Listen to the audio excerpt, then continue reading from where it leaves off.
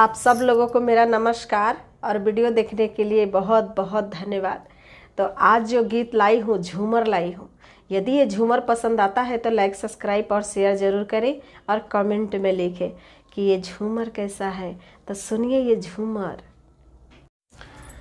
पानी भरे गईला हो पकवाई नारवा हो, कुइया पर धूम मची। अरे जियरा जे मोर घबराए हो, कुइया पर धूम मची। जियरा जे मोर घबराए हो, कुइया पर धूम मची। गगर भरिया भरी अररा चढ़वला हो, कुइया पर धूम मची। केहू ना गगरिया लगावे हो, कुइया पर धूम मची। केहू ना गगरिया लगावे हो, कुइया पर धूम मची।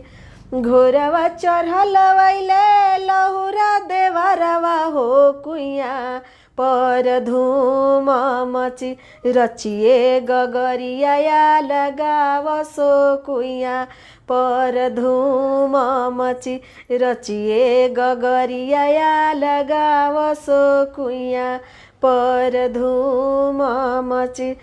एक हाथे देवरु हो गगरिया लगवले हो, कुइया पर धूम मची। अब देखिए क्या करता, दूसरे या चारवा झक झोरसो, कुइया पर धूम मची। दूसरे या चारवा झक झोरसो, कुइया पर धूम मची।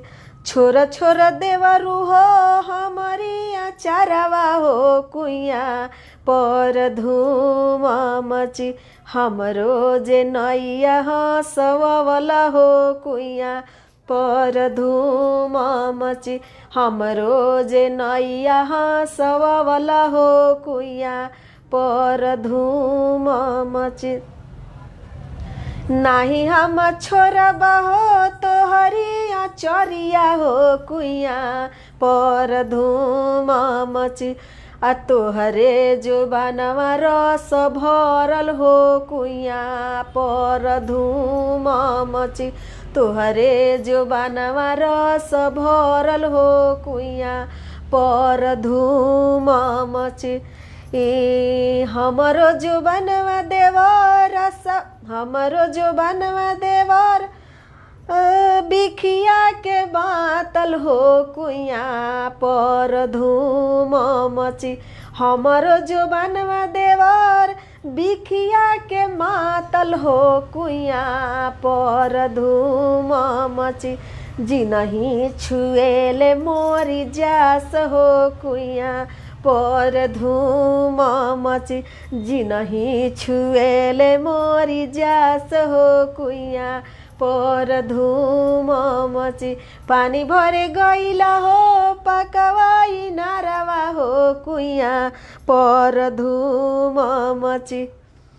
अरे हमरो जे जियरा घबराय हो, कुइया पर धूम मची।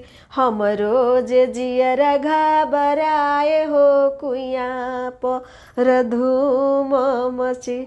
हमरो जे जियरा घबराय हो, कुइया पर धूम मची।